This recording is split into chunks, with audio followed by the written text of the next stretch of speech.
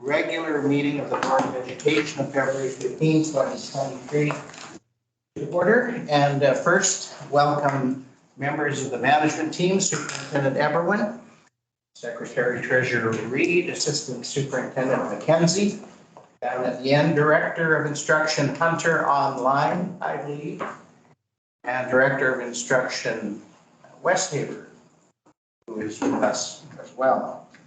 I also want to acknowledge representation from our partner groups, from the Saanich Administrators Association, Ms. Suzanne Chisholm, from the Saanich Teachers Association, Mr. Don Peterson. I see you online.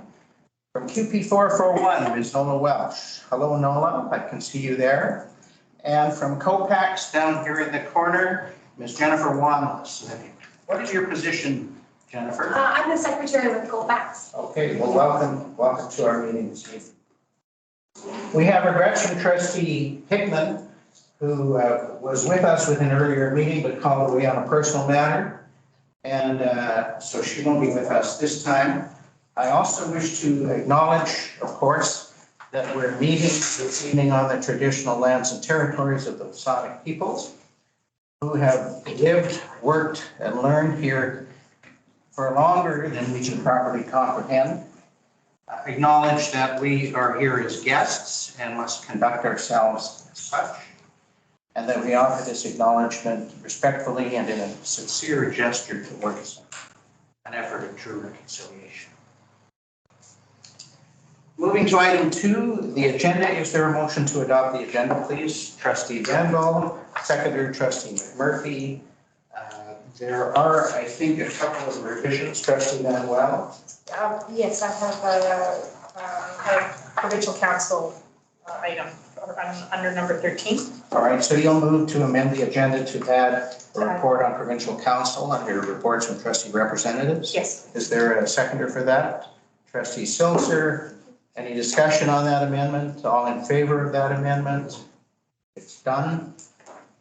Opposed, I guess I should ask. Nobody opposed. You have it now, Trustee. Thank you. Are there any other revisions? Trustee Silzer. I believe item 13 on the agenda should include a report from COPAX meeting. All right. And who would that be from? Who attended? Trustee McMurphy and All right. So you'll move to add that to the agenda, Trustee Silzer. I. Yes. Trustee McMurphy, will you second that? All right. Any discussion on that? All in favor of that amendment? Thank you. Opposed? That's carried. That amendment will be included in item 13. So we will have in item 13 a report from you, Trustee Silzer, on the BCPC AGM. From you, Trustee Manuel, on provincial council, and from Trustee Silzer and McMurphy on last week's COPAX meeting. Thank you. All right. Is there any further discussion on the amended motion to adopt the agenda? Hearing Trustee McMurphy. All right. You're voting, aren't we? All in favor? Opposed? Motion's carried. The agenda is adopted with the amendments noted. Prior to commencing this regular meeting, the board held an in-camera meeting and we discussed personnel matters. Moving to item 3, board meeting minutes. I'm referring to board meeting minutes of January 18, 2023. Are there any errors or omissions to those minutes? Trustee Manuel? No errors or omissions, but I just have a question. Yes.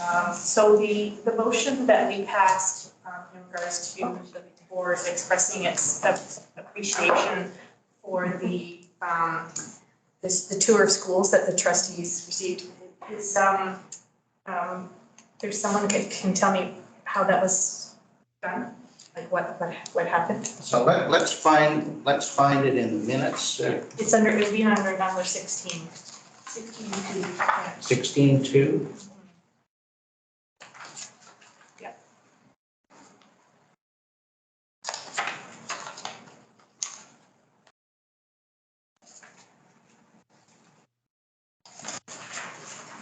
All right.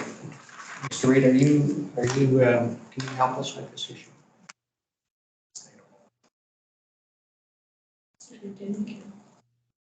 Thank you. Mr. Eberlin? I took the board's motion and at the subsequent management team meeting, shared and the expression of gratitude and thanks from the board for the excellent tours and for the welcome that you received in the buildings, and that was well received by the group. Wonderful. Thank you. Thank you. Thank you. You need to help us, trust Mr. Reed. All right, so with that clarification and hearing no errors or omissions, I declare that the minutes be adopted for the January 18, 2023 meeting. There are no business arising from the minutes. There are no presentations, but this is the first opportunity in the meeting for guests and public, or maybe they're the same thing, to ask any questions that you might have. So, partner groups, guests, are there any questions for the board or senior staff?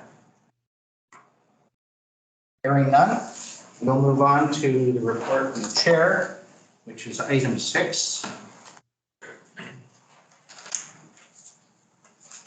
And I first want to say it was my loss that I was absent from the January 18 board meeting for illness. And I wish to thank Trustee McMurphy for stepping in as chair while I was away. My pleasure. It raised apparently some expectations of how long these meetings should normally last. So I'm glad I wasn't here in that context. Belatedly, I wish to welcome you all back then from the winter break and trust that it was refreshing and gave us a sense of renewal for the work that we have to continue to achieve with student improvement and our mandate as we move towards the spring break. Speaking of spring, our business this spring is well in hand and organized as ever. First, the student voice sessions with respect to the strategic plan goals are recommencing this month. Examining the goal of Indigenous learner success. Trustees, I think it's fair to say we're impressed, gratified, and sometimes surprised by some of the student voice input we received in the fall with respect to the earlier sessions concerning the goal of global citizenship. And we anticipate good work to continue as we examine with the students in secondary and middle schools all of the 4 goals in due course. I was able to participate on January 16 in an introductory call hosted by the BC School Trustees Association and Ministry with the new Minister of Education and Child Care, Singh.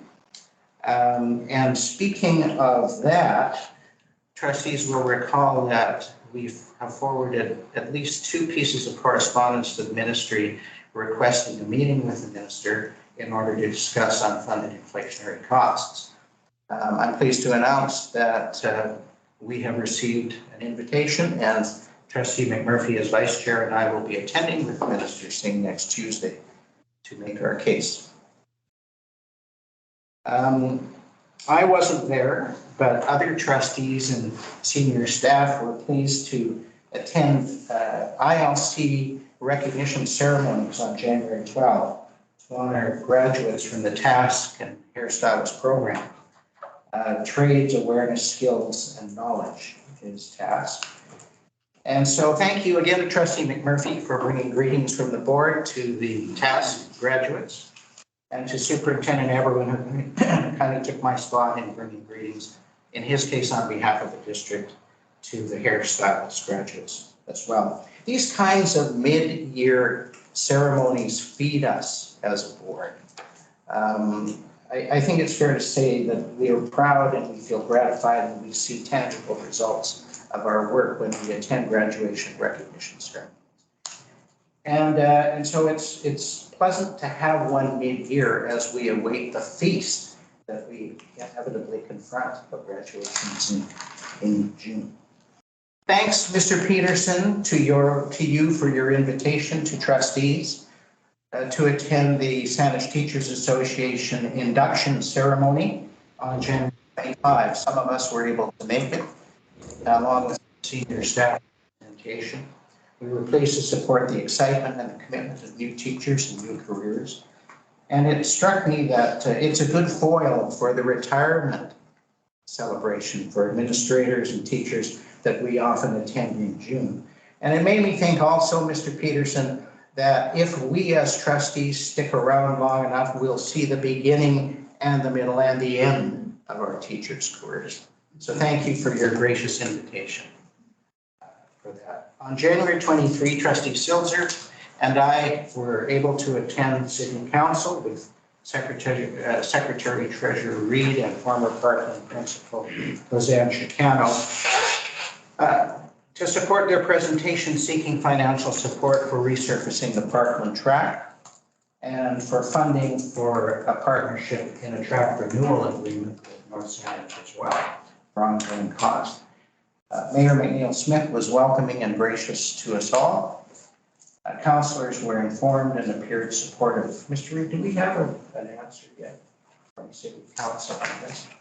It's part of their budget process, is it not? Yes, at the meeting, they referred into the budget process, and we haven't heard the result of that. All right, thank you. But we're positive, and it appeared to be a positive time, and we await the answer from North Saanich for that as well. February 8 to 10, the tail end of last week, the partner liaison meeting was held in Vancouver, and Superintendent Everwood, Mr. Reid, and I attended with provincial superintendent, secretary, treasurers, and board chairs. February 9 was the board chair day, and we were treated to first a session by parliamentarian Lisa Zorn on Robert's Rules of Order. Second, BCSTA CEO Suzanne Hoffman and Assistant Deputy Minister Jennifer McCrae presented on the ministry's anti-racism action plan, which was referenced by Director Westhaver on committee day, explaining and discussing the principles, pillars, and resources available for it. And then third, there was a long presentation by Dr. Jerome Cranston, who is the Dean of the Faculty of Education of the University of Regina, entitled Dismantling Systemic Racism in and Through Education, for which the superintendent struggled as well. The next day, Friday, February 10, we were all together, chairs, superintendents, and secretary treasurers. First, some greetings from Minister of Education Childcare Singh and greetings from Minister of State for Childcare, Lord, followed by a session on young people as allies in education transformation, presented by Vicki Phillips, who's the CEO of the National Center on Education and the Economy. And some of her information and principles and facts presented are as follows. 40% of the world population is under age 40. Listen to this, folks. These people see themselves first as global citizens and second as citizens of their country. And I don't have to tell you why that's close to our heart. They're solution-oriented, and they believe in the power of collective and collaborative action with other groups, other demographics. And this was followed by a panel discussion, largely discussing examples of student engagement in young people within the public education system. And last, there was a presentation on the board's codes of conduct by Carolyn Brody, who's the president of BCSTA, and by Assistant Deputy Minister Chloe Nichols. The codes of conduct are, of course, necessary to guide ethical behavior and respect for divergent views by and on behalf of trustees as we facilitate our work in advancing student achievement. And so the thrust was there's a template being developed to assist boards and districts who may need it. It may be advisable for some to review, consider, and possibly strengthen their code of conduct because there are in the province some troubling issues confronting some troubled boards. And the message is they better straighten them out before someone else with greater authority does that for them. I think the sense is that our code of conduct is reasonably strong, but it may be necessary or advisable to have a look at that sometime too. A small administrative point, trustees, I think you all received today an email from the Vista executive asking us for some information and responses to 3 questions to do with trustee learning. Vista, of course, being Vancouver Island School Trustees Association, where we're going to meet in early March. And so I would ask you to, if you wish to respond to those, that would be helpful, I think, to respect the request. To do so, send them to me. I'll bundle them up and send them on to the contact at Vista, but there's a deadline of February 25 for that. And then last, I wanted to reference our advocacy plan, our putative advocacy plan, because we don't have it yet, but we're required to develop them through our annual work plan. Had I been available in January, I would have brought that up. Yeah, we've never had a formal advocacy plan. And so the board's work plan expects us to develop one with a systemic approach and an organized approach. For example, what issues will we raise advocacy for? What steps should we take? Whom should we contact? How should we do this? What is the time? And so forth. So there's a sense that some preliminary and informal discussion may be advantageous in developing the elements of an advocacy plan, rather than spending the time tonight or at a formal board meeting to do that. And so I'm going to propose and invite a motion when I've completed the report, if you agree, a motion to the effect that the question of developing the board's advocacy plan be referred to a 2-hour planning session. And second, that the chair work with the superintendent to select an appropriate date for that. Thank you, trustees and friends. That completes the report from the chair, subject to any discussion or questions, or perhaps the motion that I propose with respect to the advocacy plan. Thank you. Trustee Vandal? I very much support the advocacy plan. But my comment is about ILC graduation. I had the privilege of attending, and I was approached by several people there, first an Aboriginal grandma who thanked us for coming. And it is our harvest. It was so nice to see those students excel and to see us from the board sitting there and supporting them. So I highly recommend that we encourage each other to attend as many harvests as that occur. Thank you. Thank you. I think that's good advice. I think we can make that effort. Thank you. Could I, Trustee Elder? Would you like the motion moved at this point? I would, if you're prepared to. I move the motion as you stated. All right, that the question at developing the board's advocacy plan be referred to a 2-hour planning session, and that the superintendent and the chair work together to find an appropriate date. Thank you, Trustee Elder. Seconded by Trustee Silzer. Is there any, well, first, Trustee Elder, do you wish to speak to your motion? Is there any discussion on that, trustees? Seeing none, I'll put the question. All in favor of the motion? Opposed? The motion is carried. Thank you for your cooperation and for hearing me out this evening. We'll move then to the report from the superintendent of schools. Thank you, Mr. Chair. I have the distinct privilege of welcoming Jackie Vitalis, the principal for the Sydney Elementary School, to join us this evening. Ms. Vitalis is one of our principals in the district that we go to regularly for leadership on a number of things.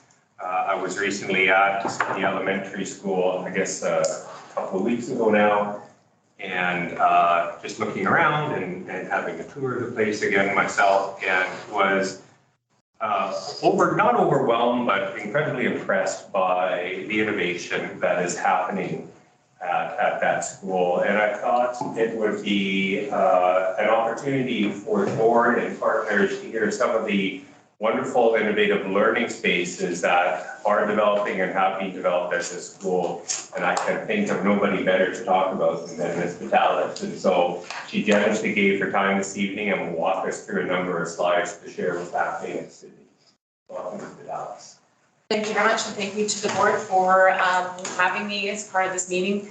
I'm always excited to talk about my school, and what a great opportunity for you to showcase one of the things that I'm very proud of at our school, and that is some of our innovative learning spaces that have sort of just evolved through the last few years.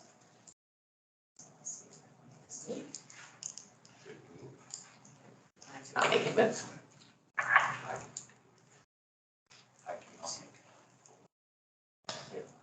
Okay. If you can just, it's not, you can move it for me, that's fine. So as you may know, Sydney Elementary's building celebrated its 70th birthday last year. So it is an old building and designed not for a different time. And so it does have beautiful large classrooms, but no real breakout space, no other places for students to be other than the classroom. And used to be a small library in the school, now quite a beautiful learning commons that we have. But as we looked at our student population and our school goals, we realized there were some spaces that were lacking in our building. And as you know, we can't just build new spaces. We can't, add an addition on. So we looked at repurposing some of the spaces in our school and reimagining how they could function better and meet the needs of our students. It was a very collaborative staff approach. We had a large group of staff involved, talked about it through staff meetings, and so I'd love to share some of these spaces. It'll work now. It'll work? No? Okay, there, thank you. So we identified 3 different opportunities in our building. The first one was to really focus in on our school goal, which is all around literacy at Sydney Elementary. We're well on our way to this goal, but we were looking for a dedicated space, kind of a hub, a literacy hub in our building. The other space was for our students who need some support and self-regulation, whether that was for an active place or a calming place. So we identified 2 different spaces for our sensory needs of our students. We have a large learning services department. We have 30 students who are low incidence in our school, so lots and lots of need for that. And teachers, itinerants come into our building, lots of volunteers come in, so we needed breakout spaces throughout the building. And so we had to be thinking flexibly how we could make that happen. So I just like to share these 3 different areas with you. So the first one is our literacy space. And as I said, it just is just all focused on our literacy goal. We had this kind of strange tiny room. It wasn't big enough for a classroom, and it was basically being used as a music office. It couldn't be a music classroom, but it was just storing a bunch of musical instruments. So working with the music teacher and our literacy intervention teacher and the rest of the staff, really, we re-envisioned where music storage could go, and then we decided to create this room as our literacy intervention space, and it's actually become a hub for professional learning, for all of our learning resources, and all of our small group literacy interventions happen in this space. So you can see it's got a beautiful round table. It's big enough for groups of kids to be. And what we have discovered is when we create a hub, it's right in the center of the school. It's in our learning commons. It shows up how important literacy is for our school. And teachers flock there, and they end up gathering in the space and talking about literacy.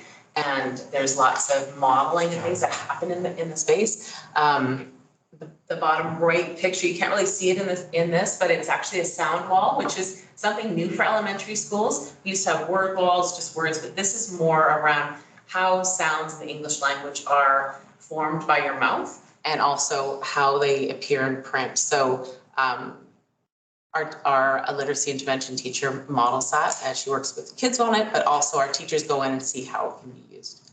So this has been a really nice hub for literacy. Oops, go back. Trustee McCollum. Really? Yep. Oh, yeah. Yep. All right. Go back. I'm impatient. There you go. I'm impatient. Okay. Will's both sides. Yeah, okay. So the next space is for our active movement literacy space, or sensory space. And this is a reclaimed area of our school. It was the stage area, so above the gym. And it used to be just a bunch of old furniture and old stage props and a whole bunch of stuff there. So we cleared out the space and built a wall, like a pony wall, to divide it from the gym for safety. And we actually repurposed an old set. So we reused the wood, which was great. And this space has been designed to be a movement space for students. And it's not a place where students go unattended. It's very purposeful. Students go with their EA or other adult to work on specific goals that appear in their IEP. Lots of our students have occupational therapy, physical therapy goals that they go up as part of their program. They can work in this space, they can be loud because it's only the gym there. They can jump around, we have medicine balls and you can see trampolines, many different things for students to do. And our occupational therapist helped us develop the different activities in the room, and we have it all centered around Sinchothan animals, and we're getting some artwork, Sinchothan artwork to go around. So you can see that one. This Wajes is the frog hops, and we're going to have some frog animals. So anyway, it's a great space, and the kids who didn't have a place to go before, they were like, oh, we need to be active and jumping around. Now they have a place to go. So that is our old stage area. The facilities helped a ton too. Okay, thank you. Facilities staff has helped along the way and in the stage to refinish the floor for us, which was amazing. So the next space is our a sensory space, and this is for calming, and we're calling it our Zen 10 because it used to be room 10. And this is a quiet spot for students to regulate and get ready to return to their regular learning spaces. It often acts as a soft start for students who come in and they're not quite ready to head to their classrooms. This is like a soft landing for them. There's lots of different sensory areas in this room. We have some hanging swings. We have some little cave areas where students can go in and just be on their own. We have a little quiet reading area with some lounging chairs, calm lights. Students go in with an adult, with their EA. Sometimes students will come in from their classroom teacher with a break card and a timer, and they'll come in for 10 minutes, help become regulated, ready to learn, and then head back to class. This room has been a game changer for our school. It's been open for about 2 or 3 weeks now.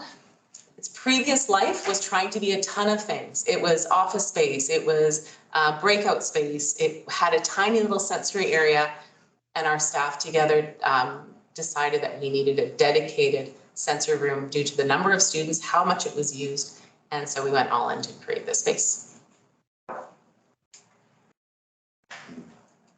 Okay, here are just some images of the different calming activities that we have in the space. It's a low demand space, which means we don't expect students to do anything there. They have a choice. The only expectation is that they use the equipment appropriately, but it's not a place where they go do work or that they have to complete a task. It's really about them and their bodies and how they're feeling, helping them become regulated and ready to learn. It has low light, so you can see we have lamps there, has calm music playing. On the top row picture, you can see there's an aquarium picture. We are getting an aquarium there, but that's just an image of an aquarium on a computer screen that plays music. And students actually, there's a boy who is just watching that to help them calm. We have 2 hanging swings. You can see in the top row, they're like little cocoon pods, very popular. On the bottom left-hand side, you can see we have LED lights, and they're just strings of lights that students can just sit in and look at. We have a bubble tube that changes light and bubbles, and students like to just sit and watch. We have a table area where students have some little quiet activities they want to do on a tabletop, coloring or things like that, and then a reclining chair. Lots of soft surfaces. We really wanted to make it a very homey, welcoming space for our students.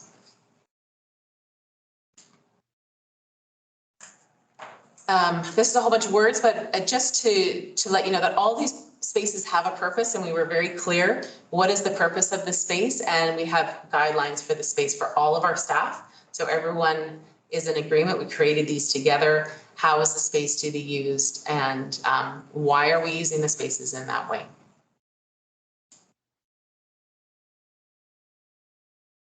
And so I want to talk a little bit about the Capital City Yacht Club.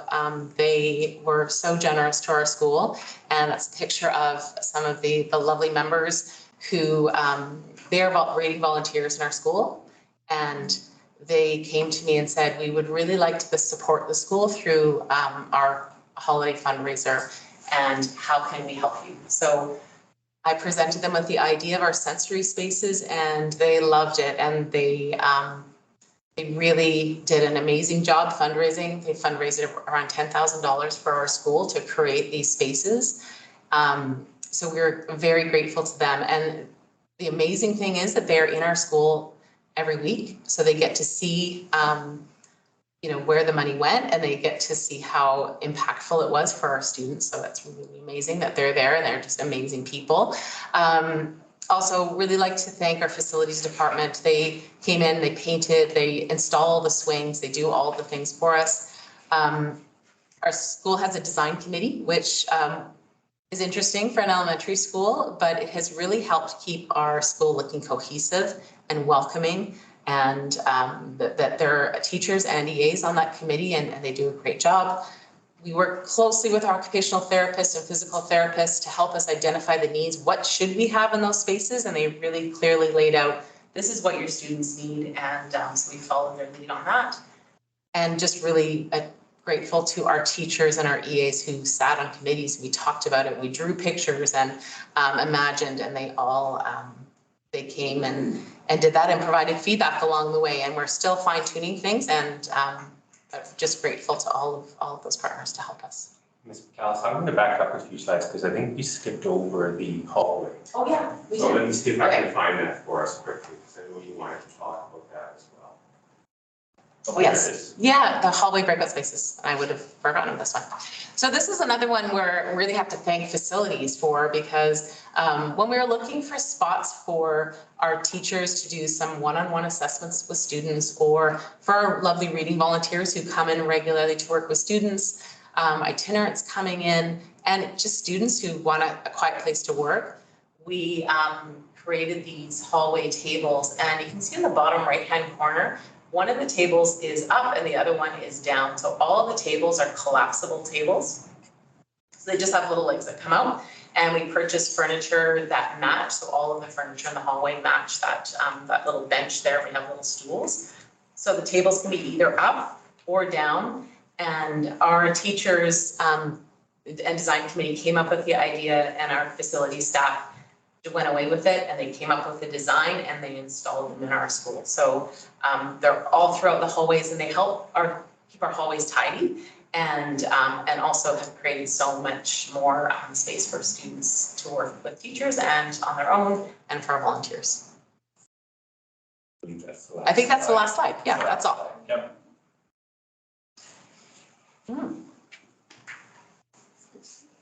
Any questions for Mr. Talas? Comments?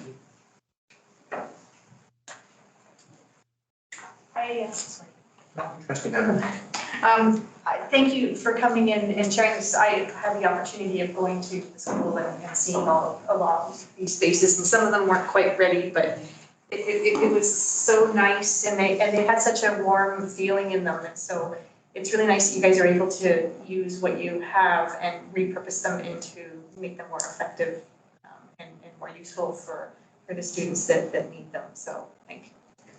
Thank you. I could just add one comment, Mr. Chair, to you.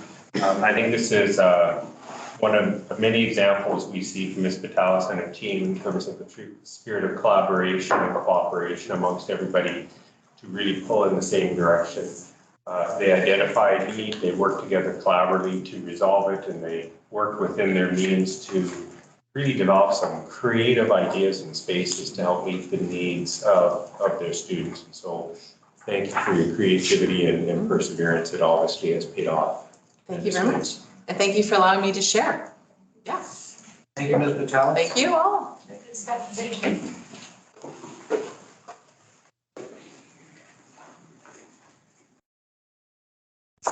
School Successes trustees are attached. In the event any of you have a comment or question. I would note that they refer to the successful designation of SCI, online learning school. And that's a major achievement. And so we wish Mr. Hayes and the staff well with respect to that. there any other comments on school successes? Let's move then to committee reports, item 9. And first is the Education Directions Committee report with Chair Silzer. Chair. The Education Directions Committee was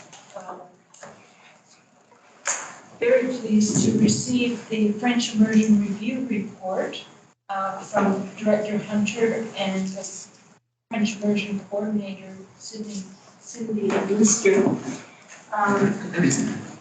The French Immersion Program review was approximately 1 year, and the team of representatives from every school involved in French immersion, and parents and a hired consultant and other teachers and staff, families, came up with 3 goals for the French immersion program, that those being relevance, concentration on oral language, and belonging. The second presentation was from Assistant Superintendent McKenzie, Director of Instruction Westhaver, and Director of Instruction Hunter talked about the student voice and on the topic of global citizenship. And we saw how that topic is not precise, but how we learned that the students are creating their own definitions. That's part of the conversation, and that will lead to the development of programs or plans around global citizenship.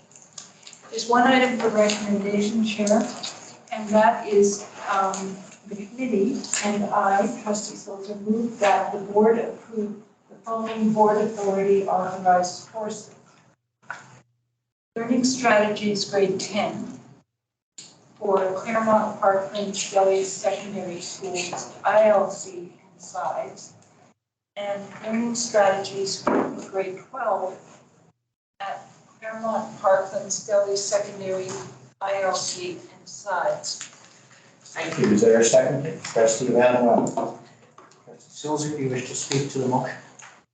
Just that as trustees know, these courses are developed in-house by staff in School District 63.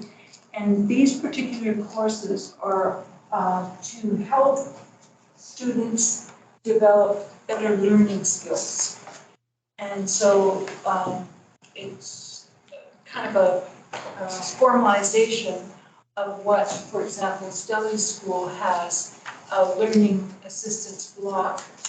And this would be a course in which there were certain steps that the students would go through to improve their skills.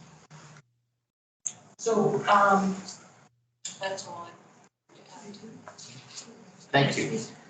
Is there any further discussion on the motion, trustees? Maybe, Trustee McMurphy? No, I have my questions on an earlier part, not on the motion. Okay, we'll come back to that. Trustee Elder. I'm pleased to support this motion. I know that as courses are developed, either provincially or locally, for law approval, that there's a question of, content and rigor and seat time and those kinds of things. And I'm delighted to see that we've evolved to a place where the concept itself is worthy of credit. These big ideas as captured here are worthy of credit. I think every student should be taught these skills and experience them.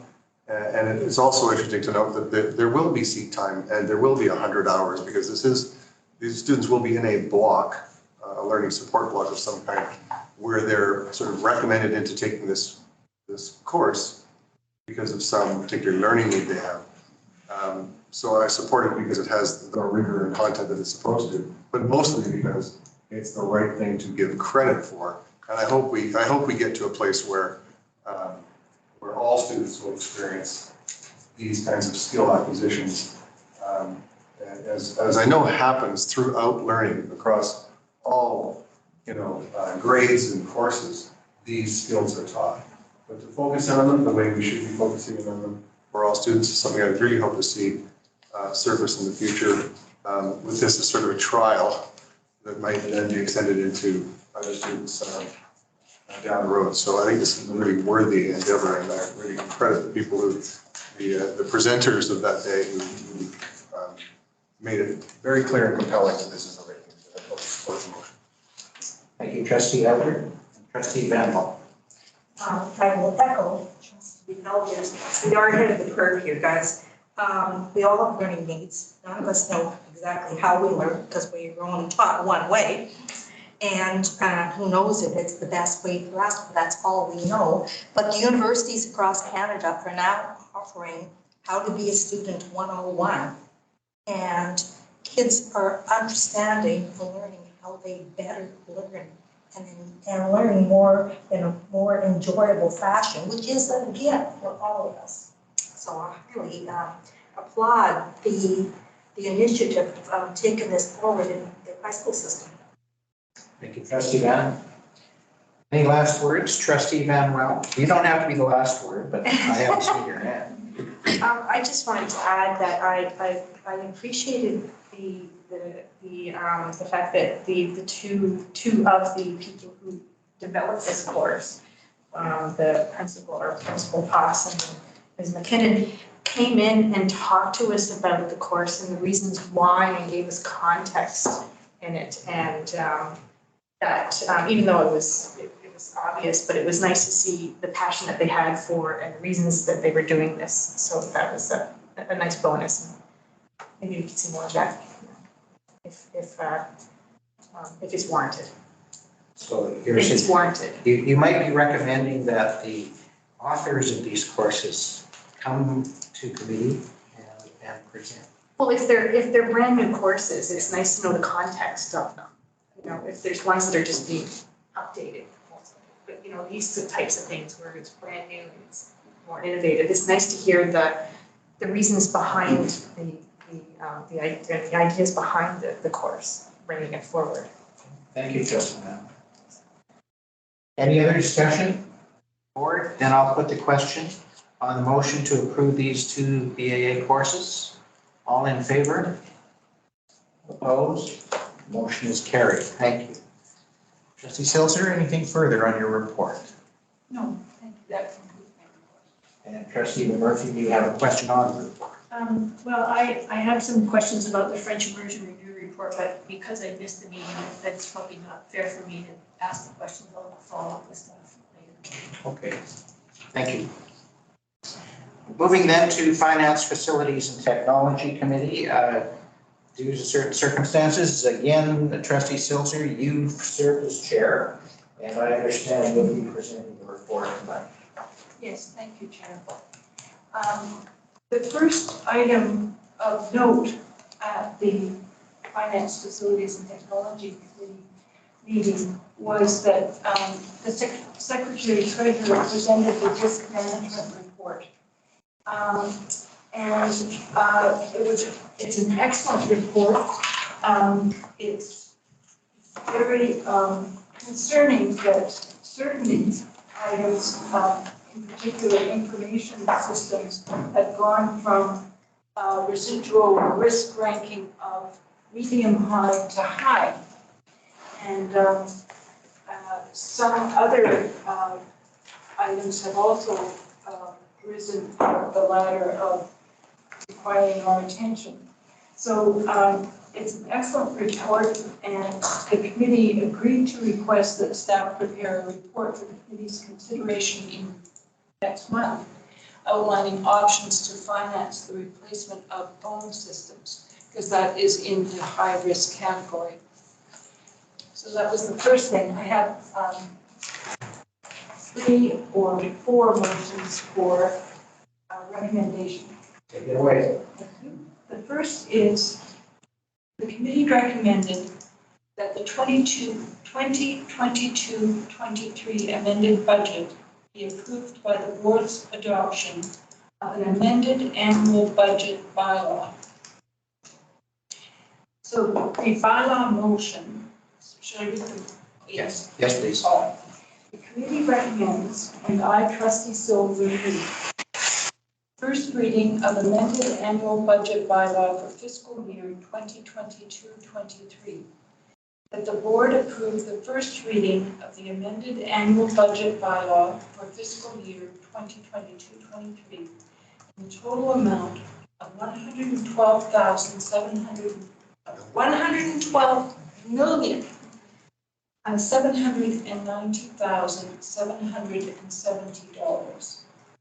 Thank you, trustee Silzer. We certainly would be looking for more money if it were 112,000. Trustee Elder, you seconded. Do you wish to speak to it, trustee Silzer? I would ask the secretary treasurer to please provide any highlights. Through the chair, each year in February, the board adopts an amended budget, and it's called an amended budget because the board actually adopts two budgets each year. It adopts the preliminary budget for the next school year before the end of the previous school year. So the preliminary budget was adopted last June. The amended budget then reflects changes that have resulted from confirmation of the previous year's fiscal results, confirmation of enrollment in the fall, and the impact of enrollment both on funding and on staffing. And it also reflects any other changes that have occurred since the preliminary budget was adopted last spring. This year, a highlight was the very recent ratification of two collective agreements, and the way in which they impacted the budget this year was a little unusual because the province funded the collective agreements, but we, as of yet, do not. We have a commitment that the collective agreements are funded, but we don't have confirmation of the full amount of the funding. We've been getting confirmation of completeness of it, kind of dribs and drabs over the past 2 weeks. We now know funding for teachers. We're still waiting on confirmation of funding for support staff. And so at this point in time, the budget reflects an estimation of the revenues for the cost of those agreements. And so once we, later on, once we have confirmation of those funding, we'll amend again the amended budget for our internal purposes for tracking through the rest of the year. Thank you, Mr. Reid. Is there a further discussion or debate on the motion to approve first reading? If not, I'll put the question. All in favor? Any opposed? Motion's carried. Thank you, trustee Silzer.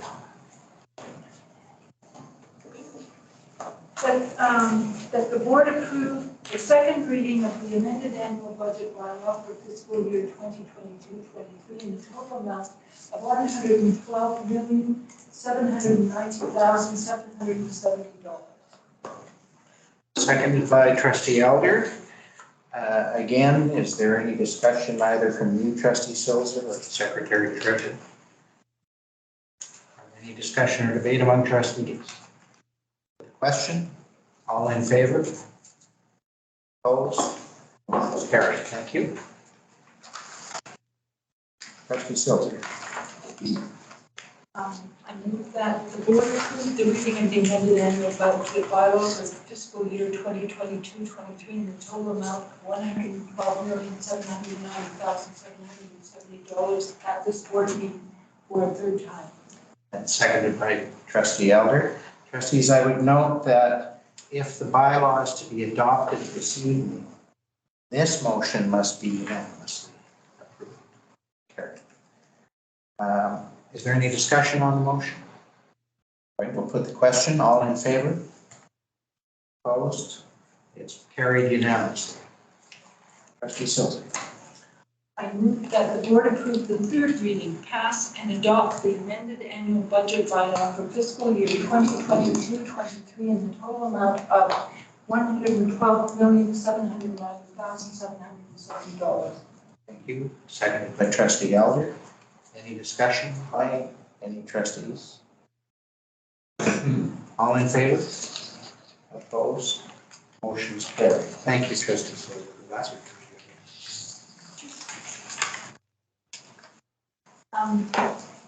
The second item for recommendation is the report from the Budget Advisory Committee.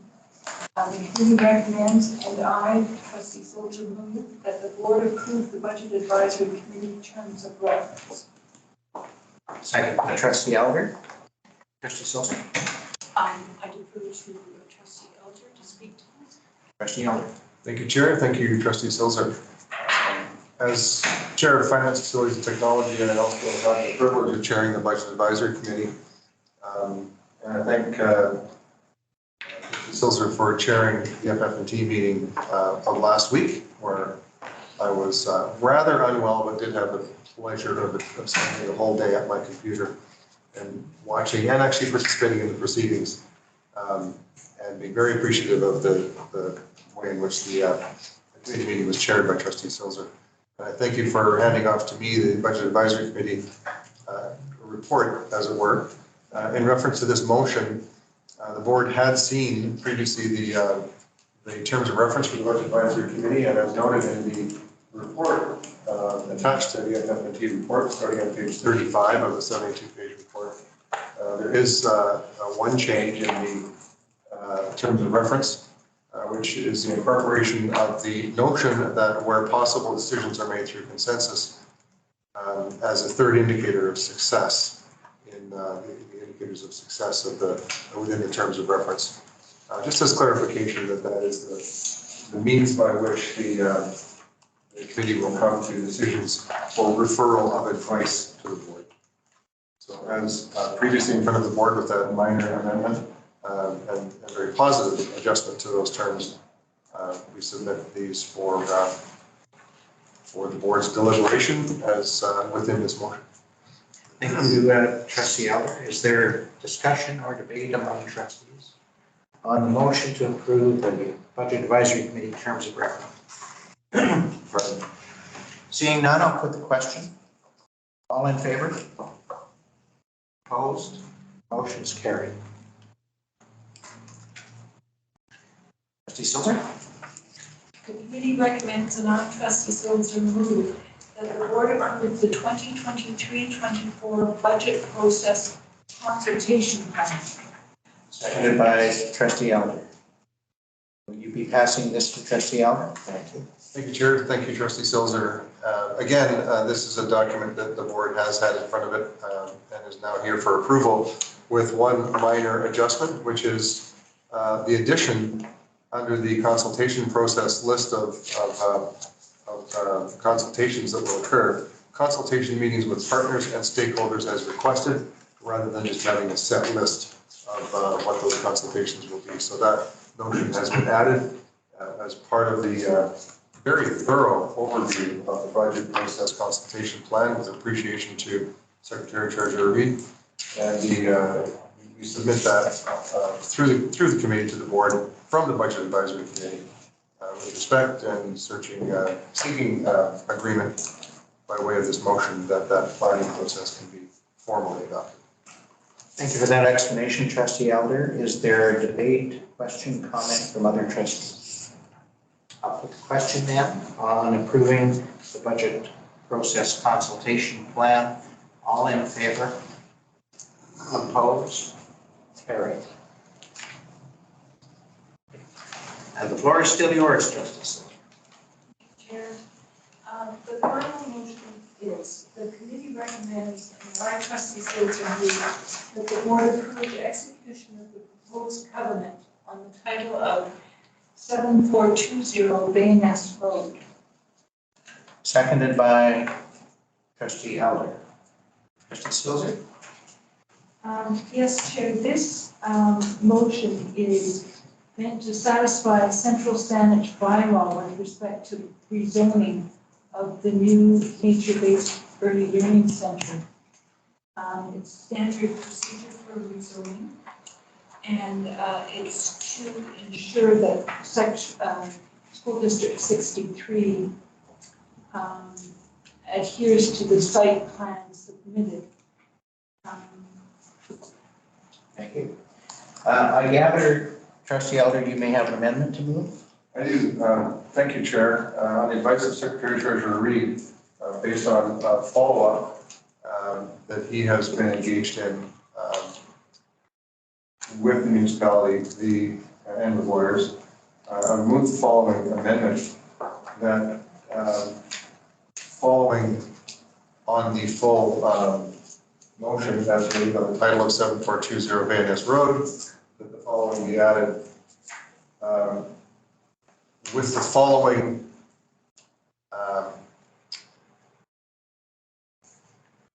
amendments to the covenant. 1, deletion of clause 2. And I've got this is crafted by Secretary Treasurer Reid for us to put back on the table. So I believe it's in the hands of Ms. Fancy and Mr. Reid for record keeping. Deletion of clause 2, bracket, the building energy efficiency requirement, bracket, and deletion of clause 3, bracket, electric charging requirement, bracket, from page 5 of the covenant. And the inclusion of the tree preservation plan in the appendices to the covenant, and addition of a reference to the tree preservation plan in clause 1 on page 5 of the covenant.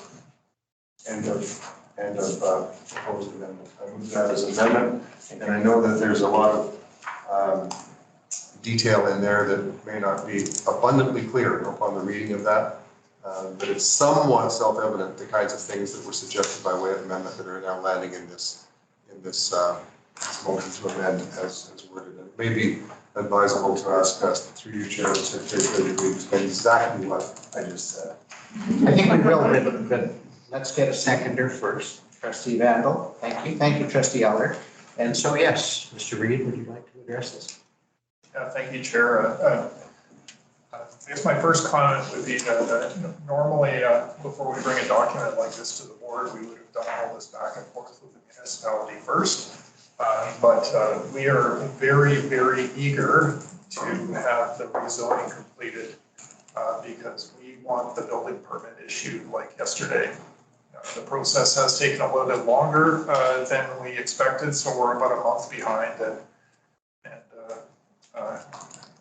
there are a lot of moving pieces with, we already have RFPs out for civil work, et cetera, so things are moving along, so we really want to have the rezoning done as fast as possible. So I appreciate the board looking at this tonight, because once I re-sign the covenant, that's kind of the final requirement. With Central Saanich, there's some smaller things that we're working out, but we're hoping that the building permit will then be issued quite quickly. And so the revisions this evening don't in any ways change the principle behind the covenant, which is basically committing the board to following the plan that was presented to Central Saanich in the proposal to rezone the property.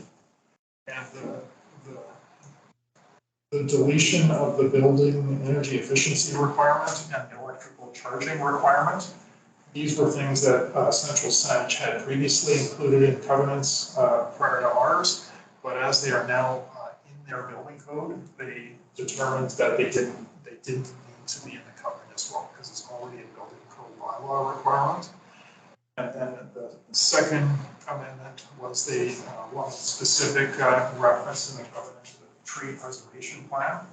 The tree preservation plan was already reflected in the detailed site plan, which showed every tree that was being preserved and removed already, but this, so it doesn't add any additional restriction, it's just they would like to have the detailed plan specifically referenced in the covenant. Thank you.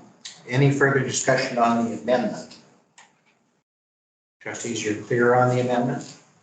All right, I'll put the question. All in favor? Opposed? The amendment is carried. Now back to the main motion as amended. Is there any further discussion on the main motion to approve execution of the covenant as amended? Seeing none, I'll put the question on the main motion. All in favor? Opposed? Motion's carried. Thank you. Anything further, Trustee Silser? Well, appreciation to you and Trustee Albert and Mr. Reid for stick handling us through some significant business from the FF&T committee this evening. Moving then to policy development and committee chair Van Well. Thank you, Chair. For the policy committee meeting, we were joined by our district principal, Melissa Austin, and the Indigenous Education Coordinator, Sheridan McRae. They did a presentation to us on cultivating respectful relationships with the Wasanich First Nations, and it was very informative, very enlightening, and there was a lot of information. I'm glad they gave us the PowerPoint presentation so we can make notes along the way. And the committee agreed that the policy committee would consider next steps after the local education agreement meeting, where this will be explored with the Wasanich First Nations. So we'll have that meeting, and then it'll come back at another time. That's my report. Thank you. Any questions? Trustee Van Well? Thank you, Trustee Van Well. Moving then to item 13, reports from trustee representatives. And first, Trustee Silser, the BCPC AGM, if you please. Yes. Very pleased to attend the BCPC annual general meeting on January 26th and 27th in Vancouver. If you recall, at our January meeting, we went through the motions that would be on for the business meeting. All of those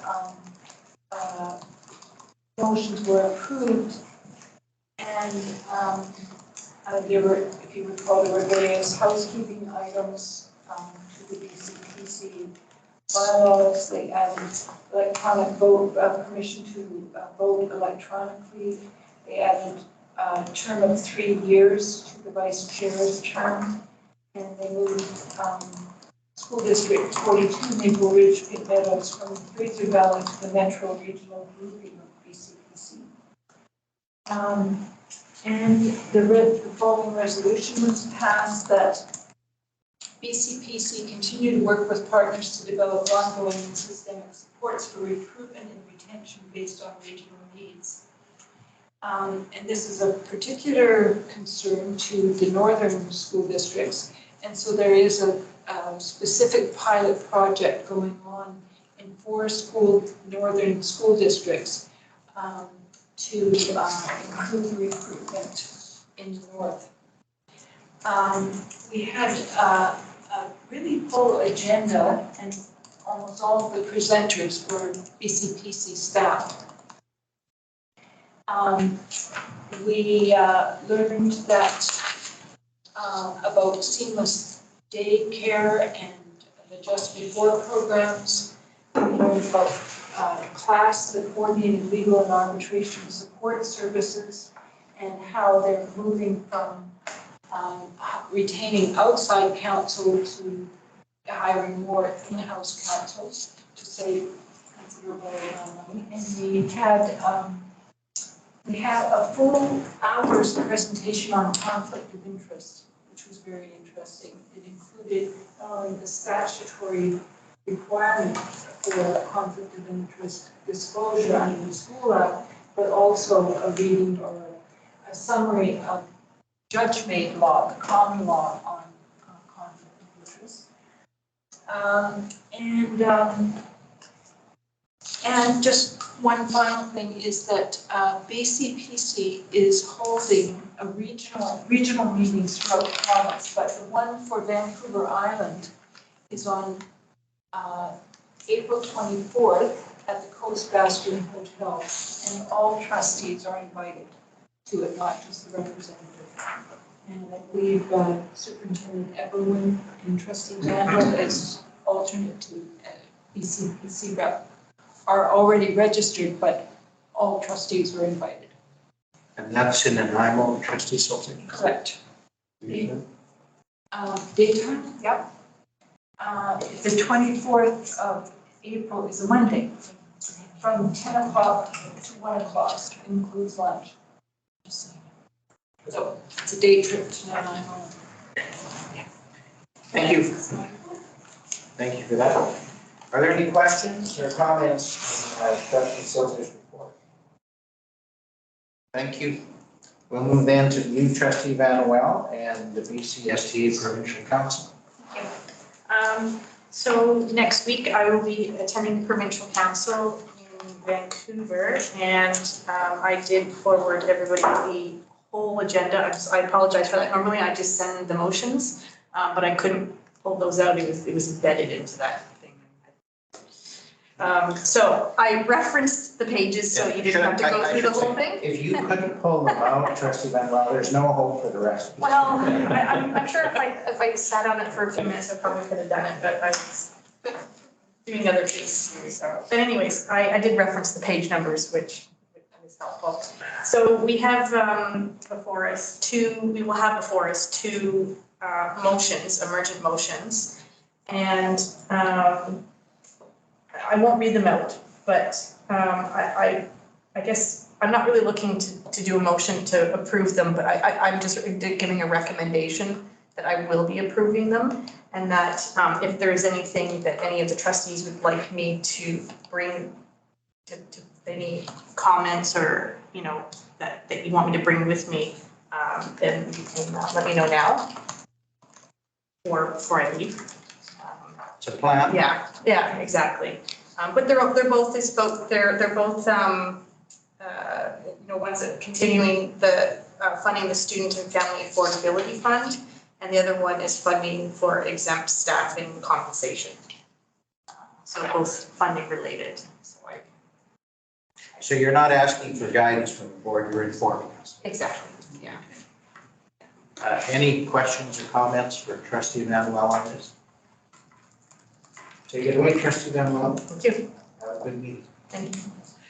And third, the COPAX meeting, Trustee Silver and McGurk. Who wants to do that?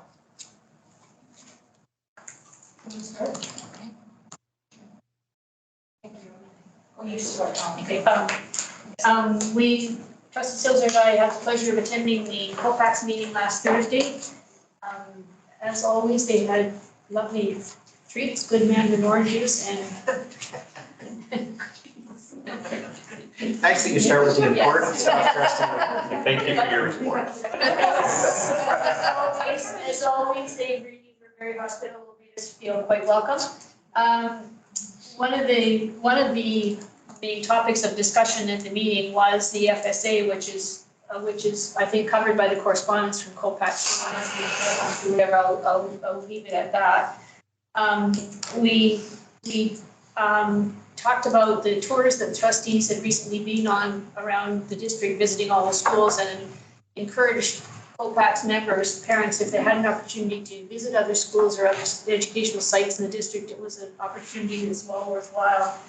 We also told them about a meeting we are about to have with the Minister of Education, where we will be encouraging the minister to allocate more funds for public education specifically, exclusively, but we hope for Saanich. And so that was one of the pieces of information that we shared with them. Trustee Silzer, do you want to add the comments that you need to? We had some questions or some comments from the president of the COPAX about her attendance at the community day.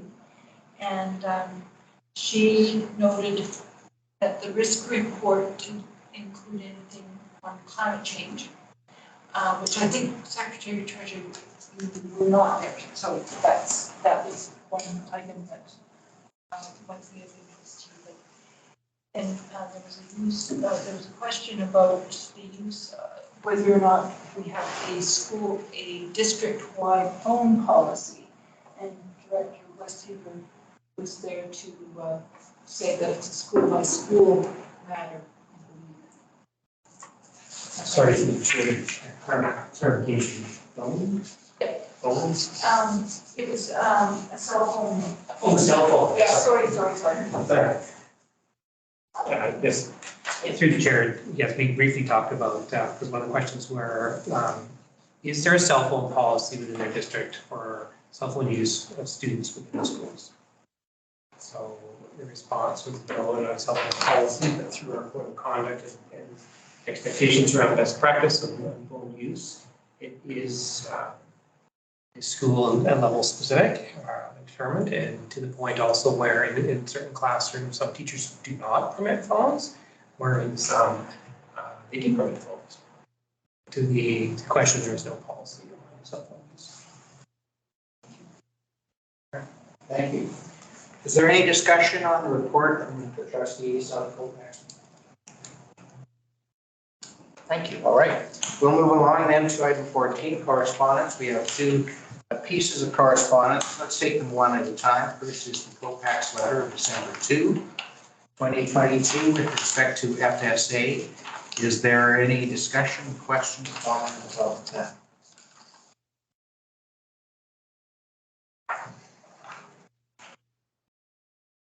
Ben, thank you. Trustee McMurphy. Well, there's a request in the letter. Perhaps we could refer this for response. With request and information about the FSA from various educational partners be sent together, and the content provide more information about FSA. The information currently provided does not contain enough information for parents to make an informed choice, and there's a list of the information that would be helpful. Would it be useful to have a motion referring this to staff for response? Well, let's ask the superintendent first, with perspective. Thank you. Through the chair, Mr. Peterson and I received this letter that was addressed to us, and we both provided responses back to Colfax by email.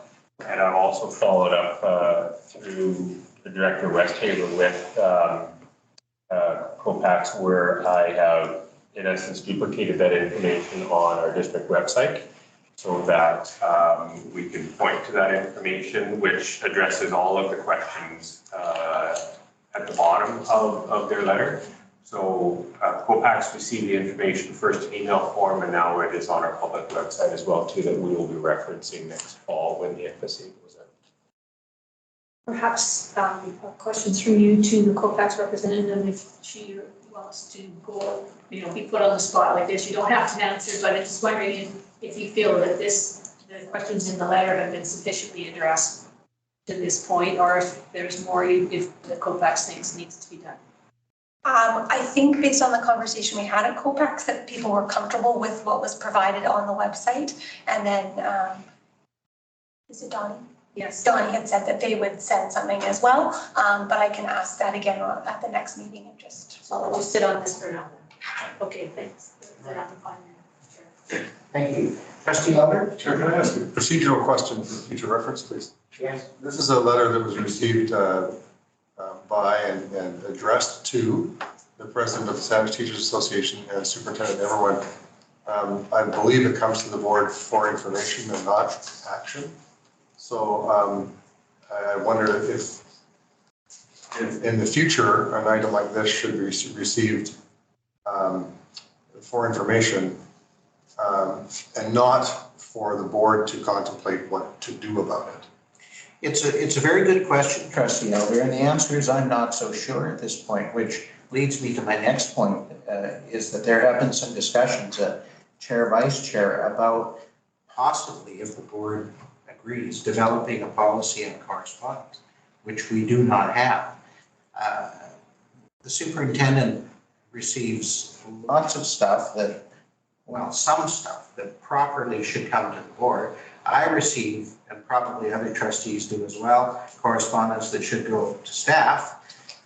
We receive a ton of commercial and advertising and solicitation as well. I understand that staff within the office here receive correspondence that really nobody on the board sees, but it may be addressed to the board or it may be addressed to me. I don't know. So we've had some preliminary discussions, Trustee Elder, on defining what constitutes board correspondence and second, what to do with it. So I think your question's a timely one and a very good one. I think this is before the board this evening because FSA is an issue that trustees are aware of, that parents are aware of, certainly the BCTF and the SGA are concerned with. And so whether it's purely for information or action, I don't know, but that would be something that I hope the board can clarify if we do proceed with some policy development. And it also raises the question, we all trustees were copied on this, and this is how we received it was in our board kits, so it's. That's true It's too. another issue. That's true too. We were copied. So what's the significance of that? So if the policy committee gets a hold of this and if the board then considers a draft policy, perhaps some of those questions will be clarified. I can tell you that it's something that has, I've been wondering about for some time as chair, and I think some definition would be helpful. Is there anything further with respect to the COPAX letter on FSA? Let's move then to the second letter from Saanich staff. Fairly lengthy. I think I'm going to ask you, Superintendent, first, if you have anything to offer with respect to this. There seems to be an operational dimension to this, at least. Thank you. As a brief summary of the letter, it's a request from some teaching staff in the district for the district the board to consider operational items around composting and recycling. There are a number of assumptions made in here, some accurate, some not necessarily accurate, around what is available in schools, what the district has provided to schools, et cetera.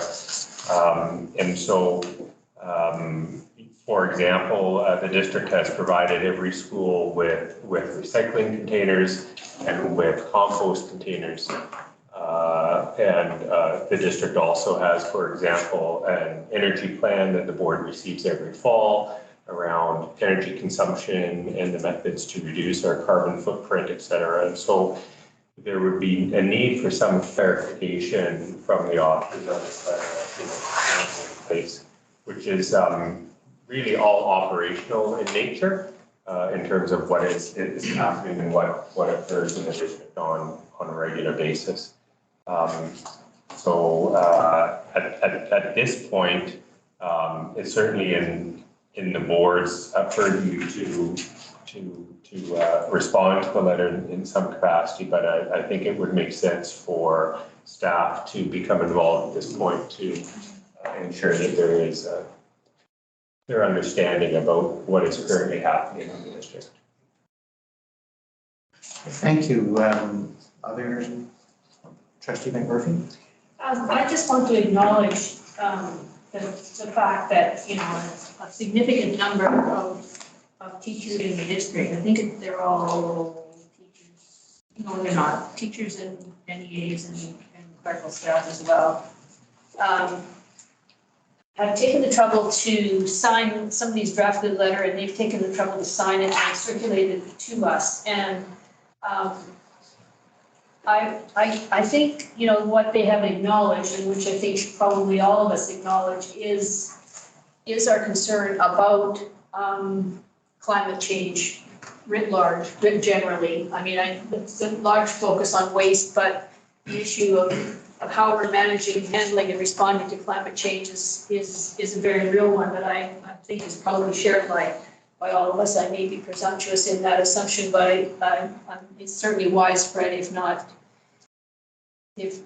totally at this table. But I'm respectful of the effort that they've put into communicating with us on this topic, and I think if we do refer this to staff, I hope that, for response, I hope that the response will acknowledge the concerns that they've made and our appreciation for them taking the time to share their concerns with us, because whether, we agree with the specifics of the issues they raise or whether they've got it absolutely right on this point or that point or whatever, I think the general thrust is one that we do have to acknowledge and we do have to respond to, or, not gonna have much else to do.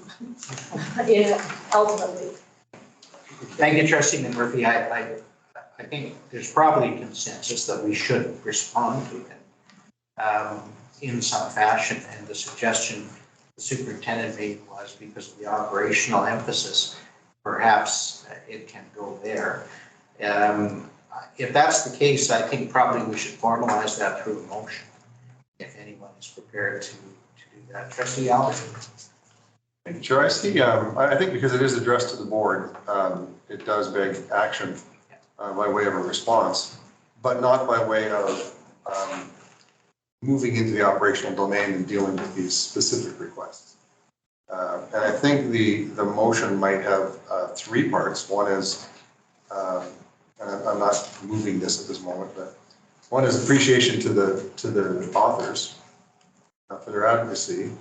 Another is a referral to the superintendent for follow-up, and which I know is happening already. We don't need to refer this for follow-up to know that the superintendent's already acting on this. And the other would be a request for some information to be brought back to a future board meeting without it being an expectation of a particular kind of report at a particular time. So if it makes sense that there being a motion that speaks to those three matters, I'm happy to move it.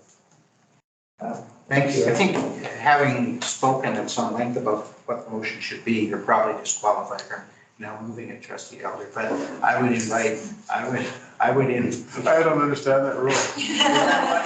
But I don't dispute it, I just don't understand. Challenge the chair. No, let's have Heaven Come on, forbid. come on, I'm trying to run this out, run the clock out, challenge the chair.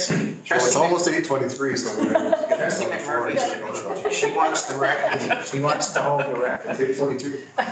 Now, I've obviously lost control of the group. I'm going to suggest, Trustee McMurphy, do you wish to make a motion incorporating the elements articulated by Trustee Elder as a way of disposing? I'll try. Tell me if I get it right. No, I'm not allowed to. I would move that the board express appreciation to the authors of the letter for the efforts they've made to communicate with us on this important topic, and that the letter be referred to staff for follow-up, and that the board request at a future meeting a report on an update on the related correspondence, on the relevant correspondence, actually. Thank you. I assume that you are prepared to second. I am. Thank you. Trustee McMurphy, you wish to speak? Trustee Elder's already spoken. Oh, yes. Do you wish to speak? That's quite some time, Chair. Oh, thank you. All right. Any trustees wish to contribute to consideration of the motion? We have it read? Yes. Any trustee may request that at any time. Who's going to do it? Ms. Lancy? That the board express appreciation to the authors of the letter for the efforts they communicated on the important topic and on the topic. On the change and waste management. Yeah. And the referral, that there be a referral to staff for follow-up, and the board requested a future meeting and update on relevant correspondence. Right, thank you. Any discussion? Any further discussion? May I just ask you, Chair, to the mover what relevant correspondence means? Well, we've asked staff to follow up, so that would be the relevant correspondence. The staff's follow-up correspondence? Yes. The reason I ask is that it might be something other than correspondence. It might be a meeting, it might be a conversation. Oh. It might be... Okay, report from staff on relevant follow-up. An update on. Update on. You are tough. Do you have any objection to those changes, trustee Elder? No, he doesn't. Can you just clarify that last sentence though? What was the last? What did I say about losing control? Ms. Clancy would like it repeated. It's the last part. Request for an update on relevant follow-up correspondence and actions. All right, and you're fine with that, trustee Elder, as seconder? Trustees, the motion belongs to you, so you can object to that, but we don't want you to object to that. So the motion is there with the most recent revision. It's seconded, we're all okay with it in its form. That's not a vote, I'm just saying that's the form. Okay, now, trustee Vandal. Question? Yes. So will this be formulated into, to be sent to whomever sent this, started this, so that they know we're taking this up? Certainly, we can inform the authors of the letter on the motion, if that's what you're asking, trustee. Yeah. And I would expect that the superintendent will do that as part of the follow-up process. Thank you. Anything else? Those who don't trust kids in the law should watch neither. I'm going to give trustee Elder one more opportunity because he seemed to have something to say. No, Chair, thank you very much. Nothing at this point? Okay, thank you. All right, I'll put the question on the motion. Does any trustee require it to be read again? All right, thank you. All in favor? Opposed? Motion is carried. Thank you, trustees. That resolved the issue of correspondence this month. Moving to item 15, question period. Again, partner representatives, guests, public. This is a second opportunity towards the end of the meeting to ask any questions you may have. Please indicate if you do. Mr. Peterson? Yeah, thanks, Chair. Just to follow up on, my question was going to be in around what would the board's potential response be to the letter? So I appreciated listening to the conversation about that. Myself, being in the district for a number of years, I've never seen a letter with so many names attached to it. So that really does show some serious interest in this particular area. It really is grassroots. If you are reaching out to the specific authors, it's my understanding that the first two names on it are Chloe Fott and Joanna Linger. They were the people who more or less kind of organized this. So if you are reaching out specifically to the authors, you might want to reach out to them. And I'll be sending them an email tonight to let them know of the conversation. So, but I don't have a specific question. So you already answered it. Fine, thank you, Mr. Peterson. Okay. Any other questions from guests or partners? Don, your hand is still up. Do you have another one? Okay, thank you.